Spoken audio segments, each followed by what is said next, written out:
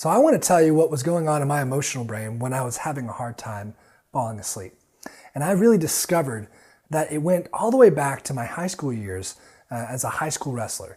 And just a little autobiographical narrative, just indulge me this so you can understand how the emotional brain forms these beliefs. Well, I was about to start my senior year in high school. I had all these expectations going in. I trained for 2 or 3 years getting myself ready for the season. And then all of a sudden, bam, I had a really bad injury. I dislocated my knee.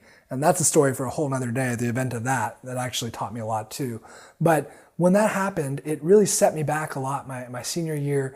And I wasn't very successful, or I wasn't as successful as I wanted to be at the end of my senior year. See, I went in with all these big expectations. And I felt like at the end of it that I kind of failed and not met those. So when the season was over, I really felt like I had just let down myself and my coaches, and that my coaches kind of hated me actually. Now, I want to make something really clear. No coach and no teammate of mine ever said, "You let us down and we hate you." They didn't say anything close to like that. That's how we talk in the South.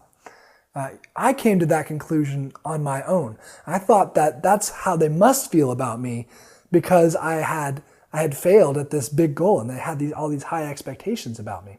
But the story really wasn't true. It felt true in my emotional brain, but it really wasn't the truth of the situation. That was just my emotional brain's interpretation of it. And that's really, really important note to make about limiting beliefs too. Sometimes the stories that we think deep down aren't the full reality of what was going on or the true story of what really happened. And so, but somehow this fear of letting them down and that they would hate me was showing up again later on when we would bring on a new client. It was a mystery to me for a long time until I really started to understand how the emotional brain works, and that I was fearful of repeating that past pain and the past feeling that they hated me and I would let them down.